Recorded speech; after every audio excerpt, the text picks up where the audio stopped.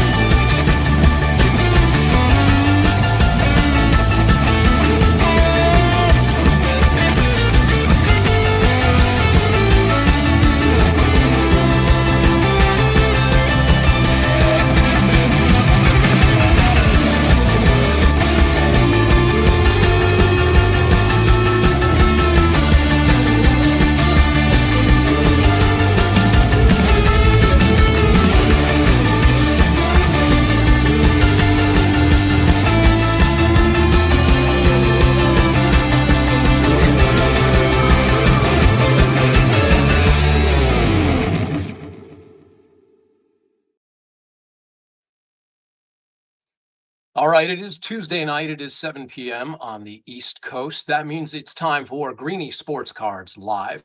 You may be catching us on a multitude of platforms as we come to you across many social platforms, too many to count at this point. And we are replaying now on the Sports Cards Nonsense Network. So you can catch us live here every Tuesday on your Facebook, your Twitter, your X, your Instagram, your LinkedIn, your Twitch, your all points in between. And then if you miss the show, make sure you jump in and catch the replay on YouTube over on the Sports Cards Nonsense Network with Sports Cards Nonsense, or you can catch us on Greeny Sports Cards YouTube as well. My name is Jeremy Levine, the man about town here in Cleveland, Ohio, and we will welcome in the namesake very shortly, Steve Greenberg, aka Greeny. And we've been growing this audience steadily, consistently, and strongly over the last 18 months to 2 years as we have done this show every Tuesday night. And we've gotten a couple of questions along the way. Why you guys? Who are these guys? What are these guys? And what are they doing on my feed? And for those of you that have joined us recently and found this program, we appreciate you joining us. We appreciate the comments. You can join the show on any of the social feeds that you may be watching and ask questions of our guests, of our hosts, of our participants, and make sure you interact with the show. And the why is this? Greeny, the man himself, has been doing this a long time. He has spent decades buying and selling sports cards in and throughout the Northeast Ohio area and beyond. He is one of the largest producers of shows, collectible shows in the country. He's got over 25 shows, Greeny Sports Cards and the team, 25 shows this year in and around Ohio and beyond. They took the shows to West Virginia and Charleston. You can find them in the malls. You can find them in big venues. You can find them throughout. And that continues to grow along with the TCG portion, the non-sports card show. So you're talking about somebody who's been buying and selling as a trusted resource for collectibles. He's got one of the largest portfolios of events in the country, and on eBay as well, which of course you can catch Alex, our auctioneer, at 9 p.m. every Tuesday and Thursday. So if you want a trusted source in the hobby, you can find him with Greeny and Greeny Sports Cards. Greeny and I actually go back many decades, back to this when both of us had much more hair than we do now. We grew up on the same street.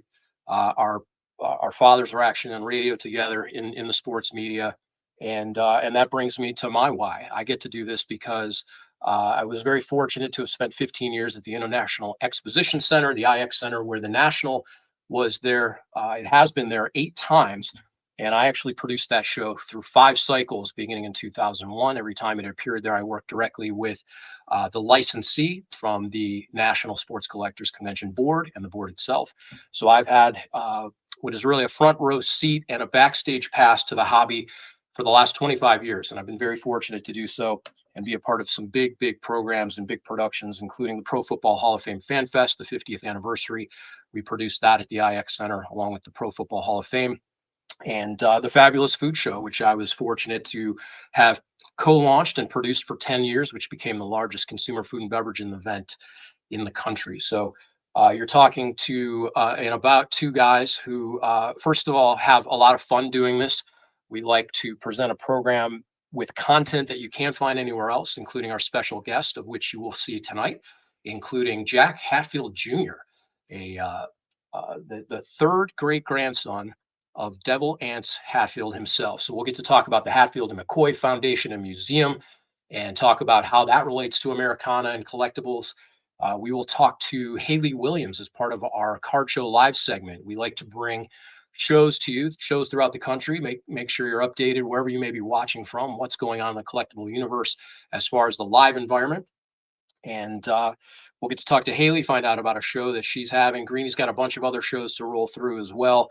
And of course, we'll talk to our resident hobby expert, Joe Wismirski of Phoenix Card Shop, and Cut the Nonsense, which you can see every Wednesday on the Sports Cards Nonsense Network. So without further ado, let's go ahead and welcome in the man himself, Steve Greenberg, aka Greeny. And Greeny, I always love the opportunity to bring out that picture that's about 45 years old at this point. You do like to show that off. And Yeah. there it is again. Northwood Drive in Northwood University Heights. Pretty funny story. Probably, I don't know, a couple weeks ago, my mom sent me a Zillow link. My house was for sale. Well, yeah, pretty interesting. My house. Take a look at that. Yeah. Anyway, it's lots of nostalgia, Greeny. With buying that, and selling. We can buy and sell anything, Jeremy. Yeah, we're literally. Yeah, let's buy and sell real estate, buy and sell cards. Greeny, we're going to jump into Card Show Live here in a minute, but I think I've invented a new segment. It hit me today called Today I Learned. And today I learned that humans are not the only species that collect. And I was actually surprised to learn that otters collect, and they collect rocks, and they have a favorite rock throughout their lifetime. They actually have a pouch, which I learned that they keep this rock, and it's part tool. They crack open shellfish and other delicacies to eat with, but they grow very fond of these rocks. Some have more, but they collect them throughout their lives, just like these humans that join us and are part of this community that collect as well. So today I learned that otters collect. Humans aren't the only one with collections, and I wonder if they trade and buy and sell just like this ecosystem. Jeremy, I don't know. I do not know, but that's interesting, and we'll get into that sometime. That's an interesting thing. Maybe we'll have an otter on, maybe a sea lion or two. Who knows? Yeah, we'll ask him. Ask him, and maybe we'll bring back Today I Learned. If you have learned anything interesting today, make sure you add that in the comments section, and we'll get that up. So, without further ado, Greeny, I know there's a ton of shows to cover. We like to present that again as sort of this independent voice of shows that are taking place across the country, and we'll be able to talk to some of the producers as we do every week. So let's get into Card Show.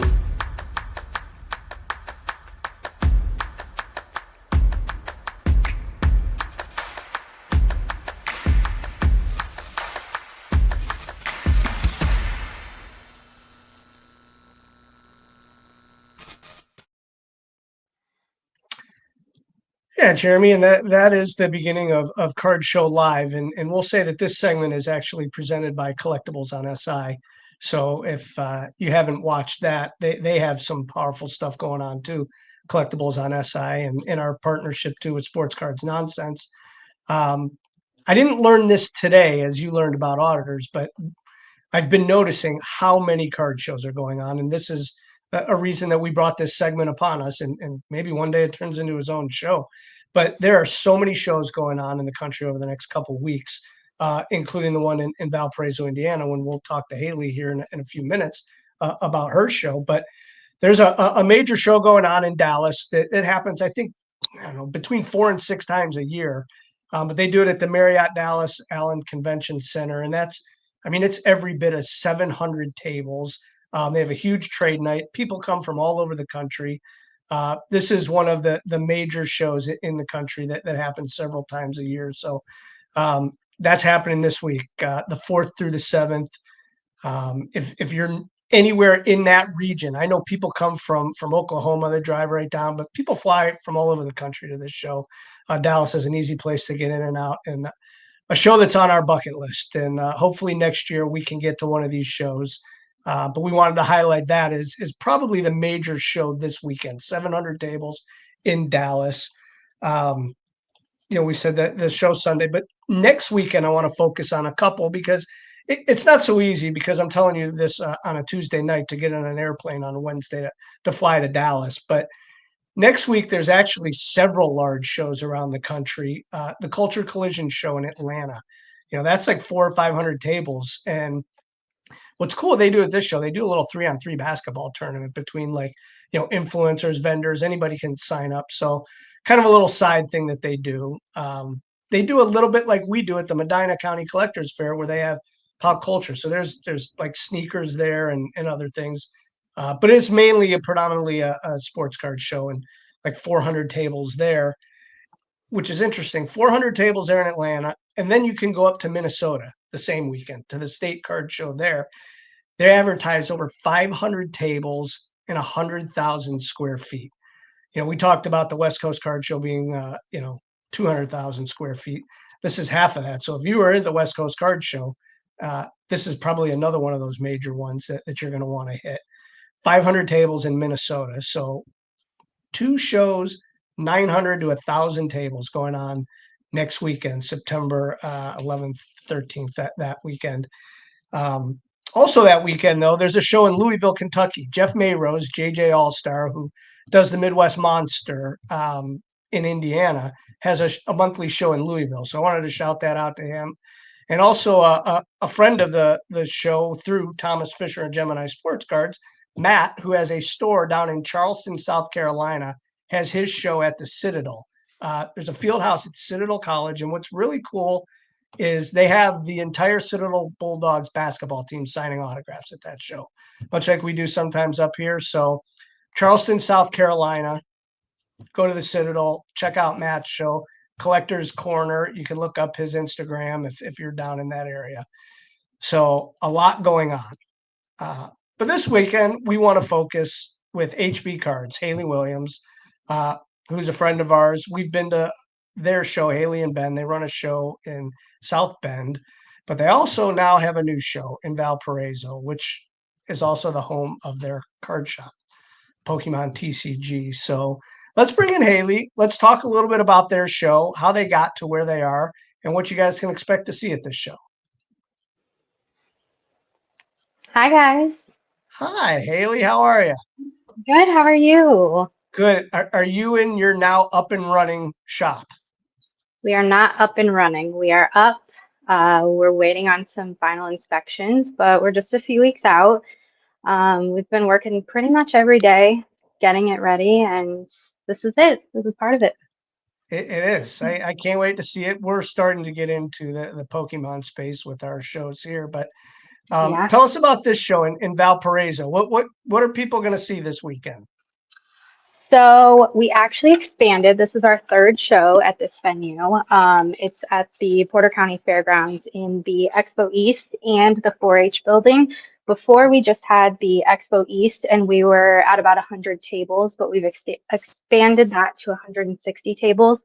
And we're almost exactly 50% sports, 50% TCG at this one. That's terrific. This, as you said, being your third, but not your third overall show. You've been doing shows for a while in South Bend. So how long have you guys really been in this together? We've ran the South Bend show for 3 years now. Like this weekend on Saturday will be our 3rd-year anniversary, which is crazy. And I want to say you were kind of an inspiration for us because you run so many shows in the area, and like a 40 table show is like not that big of a deal. Like we have a great show. We have a really good crowd with a huge wait list. But I wasn't ready to like jump into having a bigger show or another show for that matter. because we have a 3-year-old and it's just crazy. So we saw that you were running so many different shows, and then like you did your Pokemon only show, and I was like, man, like that seems so much fun, and I would really love to do that. I don't know if we're near a Pokemon only show, but I really like having like the mix of both and kind of doing what you do just on a smaller scale. Yeah, it's interesting, right? It wasn't something where we did overnight and said, "Hey, let's do Pokemon." We've seen it starting to explode, which you know a lot about because you are Pokemon. That's really what you guys focus on. You know what your shop is going to focus on, but there's still the need for both, right? And that's kind of so. Your area, Valparaiso, there's the college there. How far is that from South Bend? How easy can people get to this show? It's only an hour away, and we're actually an hour away from Chicago. I just looked that up to kind of see, like, we're directly in the middle between South Bend and Chicago. So it's really great. Like, we're able to bring a crowd from both areas. Oh, somebody's coming to my door. We're closed. We're closed. You All the don't get way. that other than live. Yeah, we're closed. Yes. Ve- Very cool. Is there a lot of people that do some of those shows that are going to come down to Valparaiso? Our South Bend show. Yeah. There's a few, but surprisingly, not everybody because there's some other shows going on in the area. There's a big show like just outside of Chicago also going on. So we were kind of competing with that, but we have promoted a ton to the Indiana and Southwest Michigan crowd. And that's like, it's easy to get dealers into a show, but you really want to get like the foot traffic in. So, like, we have wait lists for all of our shows, but if we're not promoting to people in the community to get them in, then I feel like I'm not doing my job as a show promoter. Haley, you're Listen, yeah, 3 years in now to producing these shows. You've got your shop. As we've talked on this show in the past, there's a lot of different stakeholders when you have a show. You've got the dealers, you've got the sponsors, you've got the community, you've got attendees. What have you learned in these 3 years that you can apply to the experience for each of those stakeholders and coming together to make a signature show? Oh gosh. I feel like we do a really good job at promoting, like I said, to just the community and getting our name out there. And all of our dealers equally realize the importance of promoting the show that you're about to be at. And from the beginning, I thought that it was like all my responsibility. Like my husband and I both run the show, but like I do all the back end stuff. I coordinate with the dealers and do all the advertising and payment collections and table placements and all of those things. He's just the strength that helps set up and tear down and everything. And I used to think at the beginning it was like my responsibility to get the people in the door. And after like the first year, I was like putting so much stress on myself. And I realized like it's kind of a collective effort to get people there. Like maybe back in the day when there were the mall shows that were crazy busy and like the Beanie Baby era, like there wasn't a ton of shows, but like everybody just knew to go to those when they were going on. And now it's so different. Like everything is social media based and just word of mouth. And I feel like I'm not gonna like toot my own horn or anything, but I feel like we run a good, like fair show and we have no problem with like telling dealers like if there's any like suspicions. Like I don't know if you guys seen the video that happened at our South Bend show a few months ago. It has like over 3 million views now with somebody who was caught stealing. And I feel like us saying like we aren't going to stand for this. We're not going to have anybody, whether it's a dealer or a patron, come to our show. And if they put our community at risk, we're not going to allow them to be there going forward. And I think that's what makes us a little bit different than other promoters. But I do know now that there are a lot that will give their security team like photos of people and say, do not let these individuals in because we suspect them of stealing or if they've actually been caught stealing. So that's really, really important for us, just keeping everybody safe, as well as getting people in the door who are genuine and good for the community. I did see the video. I did, and I think you guys did a terrific job with that. I mean, it's really tough to be put on a spot when something like that happens and to come up with the right solution for it. So kudos to you. I mean, I saw the video, I heard all about it. And yeah, I mean, you did what was right for your show. And Mhm. that's I think a lot of people appreciate that. So Yeah. I know we've been to a couple of your shows. We're going to come back. It's on the calendar. So we do look forward to that. I always look forward to seeing you when we see you at other shows. So Mhm. listen, we appreciate your time. Tell us again, where is the show? What's the address? Where can people find it? We are at the Porter County Fairgrounds at 215 East Division Road in Valparaiso, Indiana, at the Expo East and 4-H building this Sunday. Perfect. And the best place they can find you online is where? Oh, Instagram or Facebook are probably best if you want a quick response from us, but we're most active on Instagram. We post all the time. We post community polls on there, which is really fun, getting like the kids involved with everything. So we really focus on our Instagram community. And that is underscore HB cards. For HB cards, yes. Perfect. Haley, thank you very much. Good luck this week, and we'll see you Thank soon. you. Yeah, I'll Yep. see you. Bye. See Thank ya. you, Haley. Bye. All right, Greeny, we appreciate Haley joining us. Haley Williams from HB Cards. We're going to get to Joe Wismirski here with Hobby News very shortly, and of course, we will welcome Jack Hatfield Jr. here later this hour for little Hatfield and McCoys conversation and some history and nostalgia and all kinds of fun stuff with him. Before we get to that, we do want to thank our sponsor, Sport Card Auctions and Consignments. You can go to sportcardauctions.com. If you're looking to turn your collection into serious cash at Sports Card Auctions, they make it simple. Greeny, they have professional authentication. They have grading services. They have auction services. You just ship your cards and they'll take care of the rest. They've got 15 years of experience, 99% customer satisfaction rating. That's almost impossible these days, but they have it. They're the trusted choice of thousands of collectors, and we appreciate Sports Card Auctions and Consignments for joining us. Make sure you go to www.sportcardauctions.com. Yeah, listen, and I'm telling you from experience, I send them cards. They get the cards up, they get them listed, and the money gets direct deposited right into your account. So easy peasy. Check them out. Check them out. As part of our ongoing content, of course, we have hobby news every week. We tell you where the shows are. We tell you the hobby news, all the stuff that's fit to ship. And with that, we will welcome in our resident hobby insider, Joe Wismirski of Phoenix Card Shop. And of course, you can see Joe on Cut the Nonsense, which airs every Wednesday, I believe at 8 p.m. these days. Joe, where can they find you? Yep, 8 p.m. on YouTube, the Sports Cards Nonsense page. Jump in, make some comments. We'll respond. You will respond. I've watched that, and you guys do respond. It's great, and it's not just you. Everybody, Mike's on there, Danny's on there, and you guys are interacting like it's a live show, which is great. It's fun. It really is. It is fun.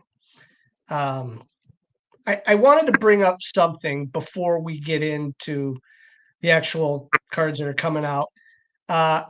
Fanatics put out a post, Haley. If you can bring that up, we just ended the month of August, and a record $416 million was spent online, including a $13 million card. And if you take that out, there's still $400 million. And I think we looked that up. That is a jump, $108 million from July. I think Jeremy looked up what June was. I don't remember off the top of my head, but what that tells me is that the money being spent is astronomically growing. I mean, 416 million. Put that into context, Joe. Yeah, I'll tell you right now, Steve. I don't think that's even including. Well, it isn't because it's just online. But like LCS, Right. last week we were busy. We were really busy, and consistent every single day. But I also sent another graphic over to Haley, Jeff from Sports Card Investor. He put something out just recently too that Target and Walmart are sharing that they're expecting to have 1 billion in sales in trading cards for this year. And For 1 year. Yeah.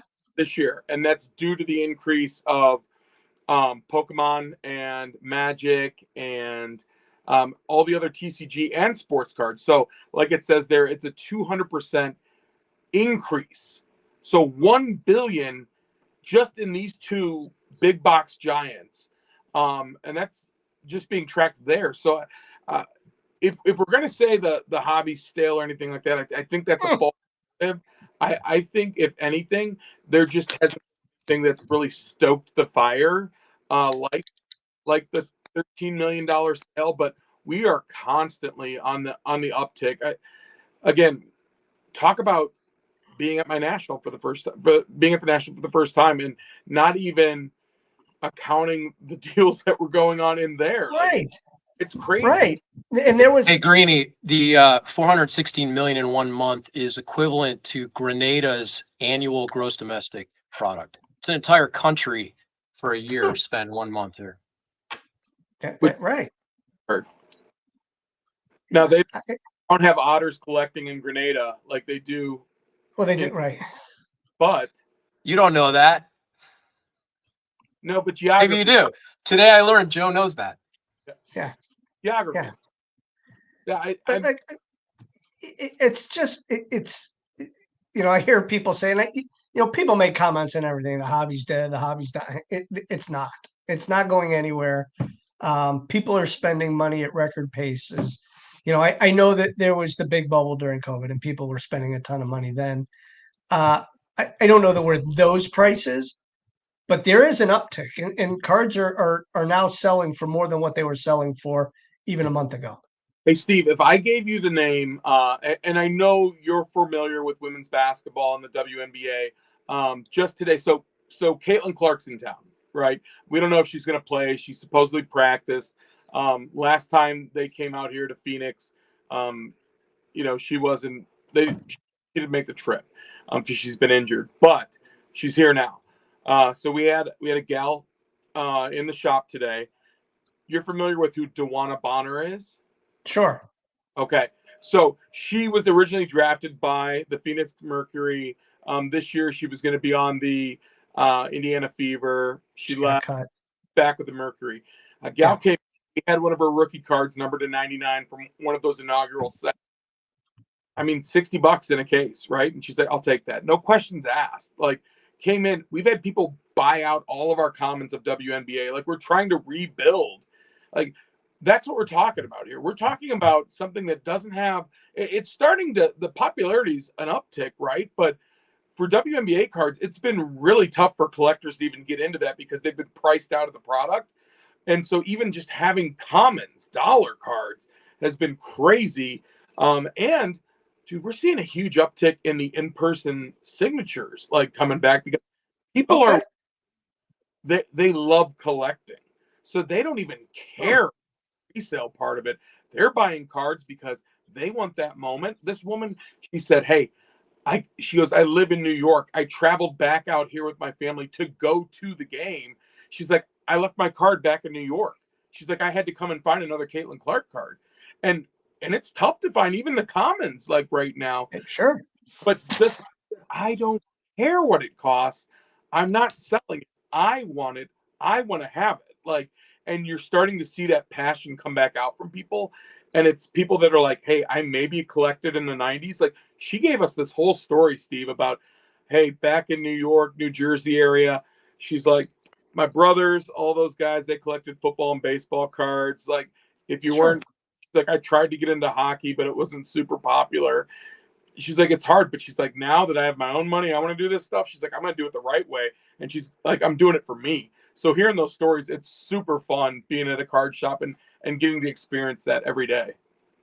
What about the local sales? I mean, are Diamondbacks, Cardinals? I mean, are people still, right? I mean, it's happening here in Cleveland. Steve, the hype, right? So we always talk about the hype and what's going to happen. People are excited for football to be back. Football is, it's back at the forefront here. That's right. Where everyone's undefeated, right? So having a Marvin Harrison rookie card is super exciting to have. Mm-hmm. The Kyler, having those things, it's crazy exciting. And the other thing that's nice too is there are some other companies that have decided to start making cards for the 2025 season, like our friends at Wildcard. I know it's not licensed, but the product is appropriate, and you That's have right. the some big cards and get pro look uniforms. And Steve, I can't keep it on the shelves here. We can't. It's a great product. There's not always a guaranteed auto, but there are beautiful cards in there for what you pay. We love it. Alex runs tons of wild card on the eBay Lives 9 o'clock tonight Eastern time. We run tons of packs. People love it. You get one card, but they have the one card packs. Every card's like basically numbered. You can hit one-on-ones, you can hit autographs, you can get a Mahomes autograph. Yeah. I mean, it's cool. I think Mahomes is going to be in Panini products. You told us that last week, but I mean, actually, I think just one Panini product. But this is the only other way to get a Patrick Mahomes autograph right now. Appropriately priced. That's the key. I mean, you can get the new product splat. You can get 5-card draw. All that. Tyler, you're doing a great job. You guys are doing a great job at Wildcard because you're allowing kids and the next generation to get in to be collectors and have fun. Dude, I've told you the story over and over again about my son, Steph Curry, and it's not licensed, but having that auto, like, it's a real thing. It's a thing right. for kids that are setting up lemonade stands, because that's still a thing, 100%. And they're breaking from doing yard work end of summer, they're breaking up leaves, that kind of stuff. And to give someone the ability to go out and to purchase a product that you can get one of those new rookies in, you can get a Jim T, you can get a Travis Hunter, that kind of stuff. It's awesome. Great job, Wildcard. Keep it up. I'm in. Sold. I love Wildcard. So let's talk about what's coming out this week. Please. Okay? So if we're talking about football, we're still trying to tie a bow on 2024. Okay. So Panini does have Panini One football that is coming out. Well, of course they do. And this is a product that typically has 2 cards. They're both encased. In some cases, they've had a pack in there too. It gets expensive. It's a one and done. It's a breaker's dream product because you don't have a ton of base. The cards Fine.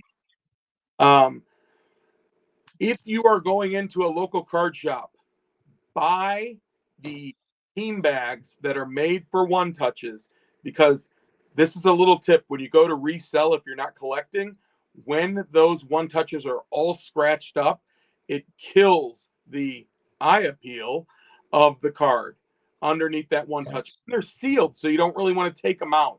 So just take the extra moment. If you're buying one of these boxes anyways, pay the extra $4 to $5 and get a pack of 50 to 100 of those just to protect the card. You see they look gorgeous. You have the ability for J.J. McCarthy. You have A.R. Shields in here too. Michael Penix. So, yes, you still have the ability to build on some hype here for a product that's coming out right before the season. So this is fantastic. But again, Steve, the problem is we don't have all of those rookies autos in here. We don't. Right. We don't have Malik Neighbors. We don't have Brock Bowers, but you do have a chance for their numbered cards. Yeah, I know, but it's the autograph. People want the autographs, and next year, I guess, right? Maybe. Yeah. Color Blast. Or later this year, but unlicensed, right? Although, didn't we discuss that Topps might not even be making these cards? Yeah, they're probably not making a 2025 product. Right. So actually, what we think is maybe a Cam Ward is going to be in an Allen and Ginter, but that's really tying a bow on 2024. The last thing, which is a huge product that comes out, is Tier 1 baseball. And Tier 1, everyone loves this product. It's a single pack product. That's right. We're looking for bat knobs, baby. If you get those bat knobs, you're sitting really They're gorgeous. But this is a boom or bust product too. So there you got a bat barrel. You're getting, I think it's anywhere from 3 to 4 cards per pack. But I mean, you're probably looking at thick, $400 to $500 a box. Thick cards too, real thick cards. And there's the Evan Longoria big crossover chase with the Charizard. So let's talk about this card real quick. So they did this last year, and this might even be No, this was advertised that it was going to come out. Okay, all right. So it's been that long that this was advertised. I saw somebody when they put this advertisement out, they went on eBay and bought the actual other bat that because he did this on more than one bat. Ah, Yeah. smart, Yeah. smart. Yeah, Yeah, we'll have to look that story up, but I saw that somebody did. They went on eBay and they bought. There was an actual game used bat on eBay. I don't know what the price was. Steve, when we talk these crossovers, this is so crazy. We showed you the picture about Target and Walmart, TCG, all that kind of stuff, exploding the market of collectibles. If you go and look, so have you heard of One Piece, the game? I have. Okay. So One Piece is starting to emerge. A lot of popularity with this. Has a Netflix series, little anime stuff, little mix. One Piece did a promo card with the Los Angeles Dodgers. This promo card they handed out to everyone who came on that day. These cards sell for $300 to $500. This was a giveaway. If you want to talk about people being excited about crossover stuff, I mean, you and I, we spoke at the National about the wild card art cards, that kind of stuff. Just the mixture between sports and comics and all that kind of stuff. They're starving for things that are unique and exciting. And these crossovers, they're going to keep driving it. So with that being said, what in the world is this Ghost Right that's out now? I couldn't tell you. We get calls about it all the time, and I have to say, unfortunately, we don't offer it. But do you know what it is? It's like a little Lego figure, right? Okay. Yeah, I do know what it is. Yeah, it's like a little Lego figure, but they're all numbered. And like a Paul Skeens numbered to 10 is like a $2,000 piece. You know what? When we were up in the Ludex Lounge, that's what those big figurines were. That's exactly what those were. Yep. Yes. 100%. It's the Should have sport. taken those things. We should have taken them. Boo-boo. Right. Joe, thank you. Well, we appreciate Joe, it. we've got a new phrase that entered the lexicon. We are looking for bat knobs. We are. So we are looking for bat knobs. Joe, thank you as always for joining us. That's been Hobby News. One more time, where can everybody find you? Hey, 59 to Thunderbird, Glendale, Arizona, at phxsportscards.com. PHX Sports Cards on Instagram. Greeny, love you. Stick around for Alex's show. 9 p.m. Eastern Standard Time. Thank you, Joe. Cut the nonsense. Our thanks to Joe Izmirski for Hobby News. And Greeny, really excited for our special guest tonight, who carries the legacy of one of the most infamous family feuds in American history, the Hatfields and McCoys, two Appalachian clans divided by land, politics, and pride. They waged a longstanding violent rivalry along the Kentucky-West Virginia border from the 1860s to about the 1890s. And what began over a smaller dispute, but had some Civil War tensions hanging over it, escalated into ambushes, trials, and national headlines. But today, that legacy is being replaced and rewritten by books and not bullets. And we're very fortunate tonight to welcome Jack Hatfield Jr., president of the Hatfield McCoy Foundation and Museum, and a direct descendant of Devil Anse Hatfield. And we'll go ahead and say hello to Jack. Hey guys, how are you? Hey Jack, great. Appreciate you joining us. Sure. Interestingly enough, this started on eBay, a conversation about a card that I had. Yeah. And well, usually I get questions all the time on eBay. People ask me about prices, and usually it's just, I'll click it and you know what. But your eBay title, Hatfield and McCoys, I was like, there's got to be something to this, asking me about this card. And our conversation, went off eBay, and now here you are, because there's such a collectible aspect with everything. Yes. Even in your family's tradition, right? Yes. Yeah. I'm all the time on finding things myself on there as well, right? For my collection and the museum's collection, but I run into a lot of stuff on there that is not of my family, and yet here they be. And So usually when I find it, I try to, like let them know like, hey, this is not real. Sometimes they get back, yeah, I know, whatever, buzz off. And I'm like, okay, all right, blacklist. And then other times people are like, why are you asking, and all this stuff. So, in your case, yeah, with the card, I'm like, well, I've got like 40 of these things in my gift shop for sale for like $20. What am I missing? What's going on here? And a lot of people come to me for family history, collectibles, things like that, being that, I have the museum. So I just felt like I should know what am I missing in that situation. Yeah, But yeah, thanks for having me on.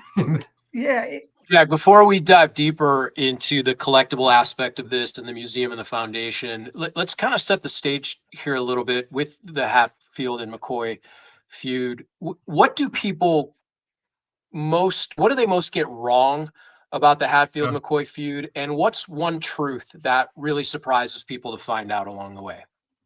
What they get wrong all the time is the hog situation. I literally just turn red. People literally come up to me, did y'all really fight for 30 years and kill each other for 30 years over a hog? I'm like, really? Over some bacon? I mean, come on. But they're surprised to learn that it rippled through the Supreme Court, affecting extradition, which has now rippled all the way through the world, that we have treaties with other countries with extradition. So the feud not only impacted Appalachia, but I mean, it impacted the entire world and the world's legal system. So a lot of people are surprised to find how far its reach has gone. yeah. It's interesting. You're right. I mean, anybody can do a Google search and they can, read what somebody puts an AI or an article out. But really, when this feud started, there had to be something that really triggered it. Was there like a specific moment? Is it the hog thing? Probably not. What actually sparked the The feud? Civil War. Yeah. Some interactions in the Civil War.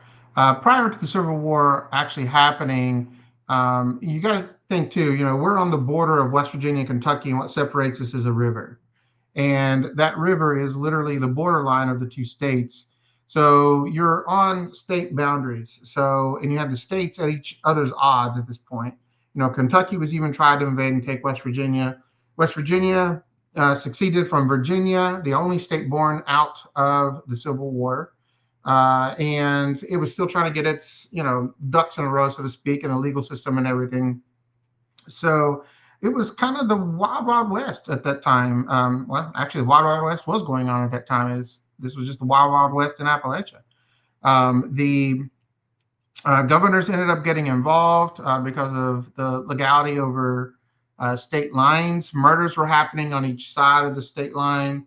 But it started over a general named Bill France in the Civil War, who recruited his best shot, Asa Harmon McCoy, Randall McCoy's brother, to assassinate Devil Anse for retaliation of a incident during the Civil War where Devil Anse defended his whole platoon on Devil's Backbone Mountain, allowing them to escape while Bill France's men were shooting, and he ended up taking out the platoon. And so they wanted revenge for the Civil War incident.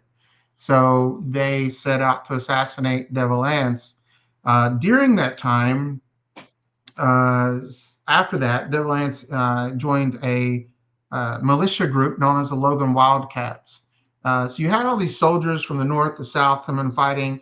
But what all these soldiers were finding out is that their homes and crops and families were burning and dying all around them while they're out fighting a war that they not necessarily believed in or cared about. So they started all these local militia groups that kind of went through the area and their territory on both sides of the river to protect the home places. So it was known as the Logan Wildcats, was the militia group that Devil Anse was in, affiliated with, we'll say that. And the Logan Wildcats actually became recognized by the governor to maintain law and order in that area.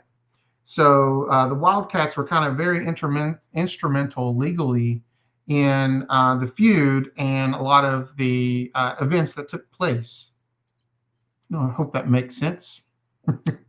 Yeah, I mean, uh, of all the movies, TV shows, cartoons, is there any that you have seen that are kind of portray it the best? If anybody wants to watch, is there a best documentary, anything?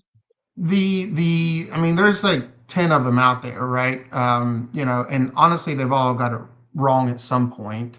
And to be honest, there's things that we'll never know forever, that happened or didn't happen. There's speculation on some things, stories told down through the families, through the generations. Some things we do have court documents on that we can actually prove and we know for a fact happened. Um, but there's a lot that we'll just never know. But the one that came, I think, the closest was the most recent miniseries with Kevin Costner through the History Channel. It's about a 6 to 8 hour miniseries, and they probably came the closest, but they left out so much that it kind of twists a little bit the plot of the story, and they also condensed a few characters to try to cut down, I guess, the timeline of the miniseries, but they probably got it the most accurate. Jack, you're the third great grandson of Devil Anse Hatfield. His story embodies themes of loyalty and vengeance, survival and redemption. These days, you're working very hard to preserve that legacy, and you've done that through museums and books and public education, and really turning this tale of bloodshed into a tale of heritage. What are the types of items and collectibles or in your collection that are really appealing to people? What are they drawn to when they learn about this tale? Well, I just checked my inventory and I actually have over 600 collectibles. I was shocked to find that. I didn't know I had that many. But my crown jewel is my great grandfather's shotgun. This is a 1897 Winchester, and it was actually known to be his most favorite model of gun. This and the Henry 44 were what he was known to carry with him.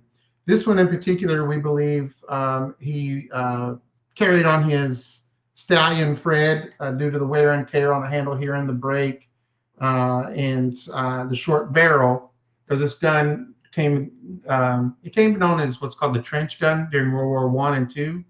And he always said it was so accurate, which is why he used it the most. And that's actually also why the U.S. military ended up making it, a standard issue gun during World War I and II. But that one's kind of my crown jewel. And then the other two that they love, I brought three for you. You asked for one, I brought you three.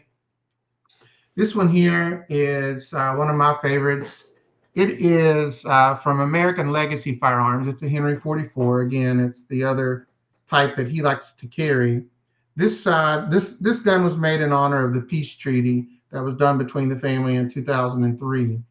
And this side of the story tells the McCoy side. You can see the McCoy cabin there. Signature from Ron McCoy, which is Randall McCoy's great grandson. And then this is, I have number 8 of 150, but there was actually only over 50 produced. And in the gold, you can see, well, I know you probably can't see it on there, but in the gold, you've got etchings of Randall McCoy and his home place and his children, Kentucky, West Virginia flag. And then this side goes the Hatfield story side. So the family photo that's on that ball card that me and you were messaging about, that's on there. Rio's signature, he was, Rio Hatfield is who signed the peace treaty. He would be like a great cousin to Devil Anse. And this, of course, has Devil Anse and his father Ephraim on it, a map of the Kentucky, West Virginia border, and then the Logan Wildcats, and then 150-year feud, and the dates on it. And the awesome part to this, again, there was only 50 made, even though they were planning on making 150. The print closed before selling. And what I even love more than the Henry 44 is the 1851 Navy Steel that they commissioned as well. and it was made in honor of the love story between Rosanna and Johnsy. So Rosanna McCoy, Randall McCoy's daughter, it's hard to see in here, I know, but she fell in love with Johnsy Hatfield, Devil Ance's son, and it was known as the Romeo and Juliet part of the story. But her brothers ended up killing Devil Ance's brother, which was kind of the first official murder after the Civil War, where things really sparked. And they ended up, three of Randall McCoy's sons attacked Devil Ance's brother and stabbed him 27 times, shot him once, and the Hatfields ended up rounding up the McCoys and tying them to what we call pawpaw trees and executing them for their role in killing Devil Ance's brother. And that scene is etched along the barrel here in the gold. So these three are probably the biggest things that people love looking at coming to the museum. I have them with me at the moment because I just had them authenticated and appraised. Well, they're getting appraised, but they've been authenticated at this point. The pistol, there was only 8 of these ever made in the country. So unfortunately, I've tried to even get them to commission me another set for 2 museum locations, and they wouldn't do it. But yeah, those are my 3 favorite things in my collection. Was there any like artifacts that have been kept in the family, like a jacket or a pair of shoes or something like that that Devil Anse wore? Do we know of anything like that? So we have some things from some of Devil Ance's sons, but unfortunately, in 1932, his youngest son, Tennis, burned the home when he inherited it after Devil Anse passed, and his mother, Levice, after she passed, my great grandmother. And he ended up burning the home for insurance money. And he ended up going to prison for insurance fraud for the scheme. But unfortunately, a lot of things were lost during the home fire. So there's not a lot of personal effect items that are out there. There are, how do I say this without being mean to some other people? There are items that are out there that are passed off as our family's items like that in other museums or locations, things like that. Unfortunately, I could not authenticate them. We'll put it that way. Fair enough. Fair enough. So we know that Topps made this card. Yeah. Do we know, are there any other cards? Yeah, that's the card there. That was in 2010. Have there been any like other cards that we know of? I was trying to search and I haven't really seen anything.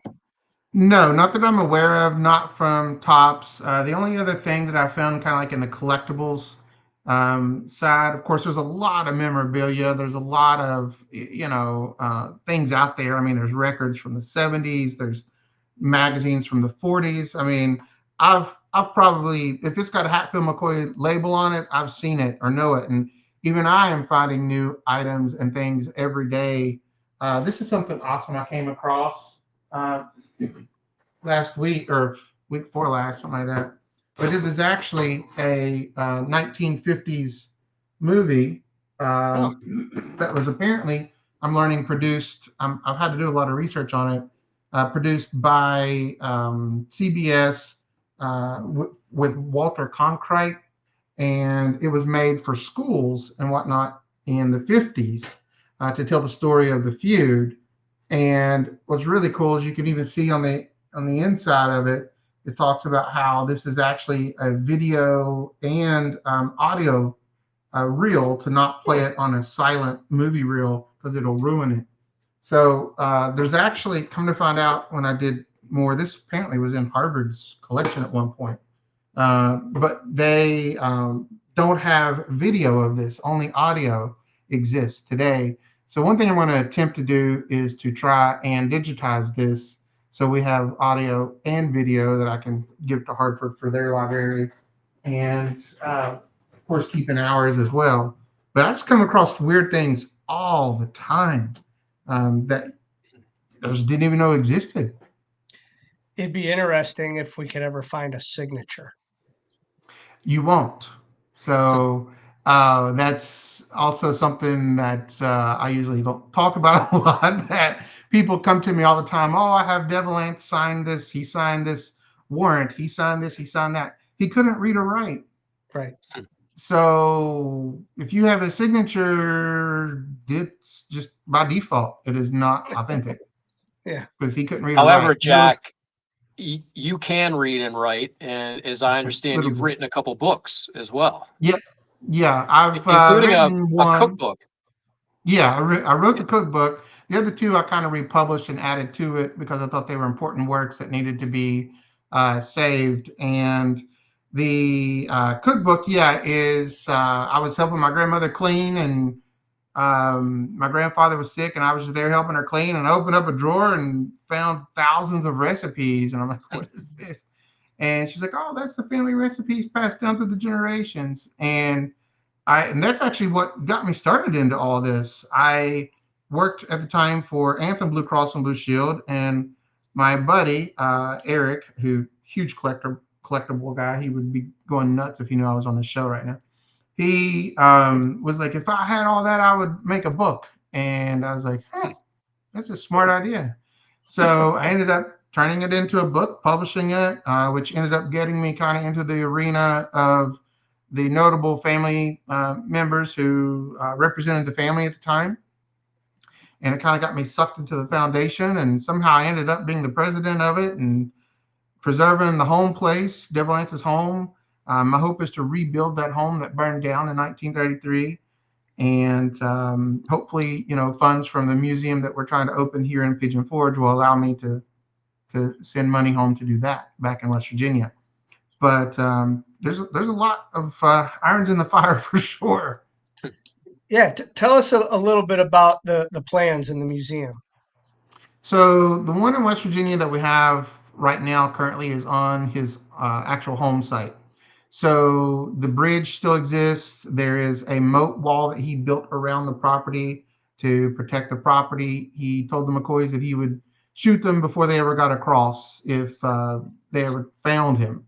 So at the time, of course, he was deep in the mountains, and now, of course, it's more modernized and there's roads you can get there. But at the time, it was deep in the mountains, and he built a drawbridge with a moat around the property, and across the street up on the mountain top, you can see they cut off like an acre up there, which is where all of the sharpshooters would camp out and hide out and watch out over the property. And we found another perch behind a house on the mountain. And we've done a lot of digging on the property, and we unearthed a lot of artifacts on the property, coins, um, shards from moonshine in jars, and uh, bullets galore. I mean, you name it, we've pulled it up from that property. And the house, a well is still on the property. And actually, I just launched a moonshine label that we're trying to get out into distribution. I can't get it out fast enough. People are dying to get a bottle. But it is made with water from his well back home in West Virginia. The actual moonshine is. So there's a lot of cool things in play, I guess we'll say. Well, Jack, we can't thank you enough for joining us this evening. What an amazing story. What an amazing legacy. Tell everybody where they could find out more. Give us either some social media handles or a website where they can find out where Yeah. you are and how they can track you. Yeah, of course. Yeah, we're opening. We're hoping to have the museum here in Pigeon Forge, Tennessee, open in spring, I think, of this coming year. So that's the goal. You can follow us on our Facebook page, which is Hatfield Home Place, our YouTube channel, which is Hatfield Heritage Network, or on our website, hatfieldmccoyfoundation.org, and sign up on our email list. We barely send out any emails, but when we do, they are packed full of information. So there's lots of different ways to connect with us. Listen, that was awesome. We could probably talk for hours about the history We there could. and what artifacts, and we will do it again. We would like to get you. We'll get you involved in some things that we have coming up in the future. So, Jack, we appreciate your time for sure. No problem. Appreciate it. I appreciate the information on the card. You got it. Thanks, guy. Thanks, Jack. Yep. Our thanks to Jack Hatfield Jr. Amazing legacy. That's Green. Also, unbelievable. thank you to Haley Williams, who joined us from HB Cards, part of the Card Show Live segment. Check out her show coming up on the 7th. Joe Wismirski for Hobby News. Our thanks to Collectibles on SI, the Sports Cards Nonsense Media Network. Our thanks to Sports Card Auctions. Our thanks to you for watching and commenting and interacting with the show. Make sure you check back in at 9 p.m. tonight for the live auction. And Greeny, may the cards forever be in your favor. Yeah, Jeremy, I hope so. So Haley behind the board, who produced the show tonight, produced another show today, and that will soon you'll be able to find on our YouTube channel, Ripping with Rhoda and Greeny. We had a nice conversation today, and hopefully the sign of more things to come with Kenny and I and this show. So look for that tomorrow night, I think, Haley, right, on YouTube. So we'll put that out for everybody on our social channels. But yeah, packed show, a lot of stuff. We learned a lot, and man, it flies by an hour. So thanks for hosting, Jeremy. We'll catch you next week, and have a good night, everybody.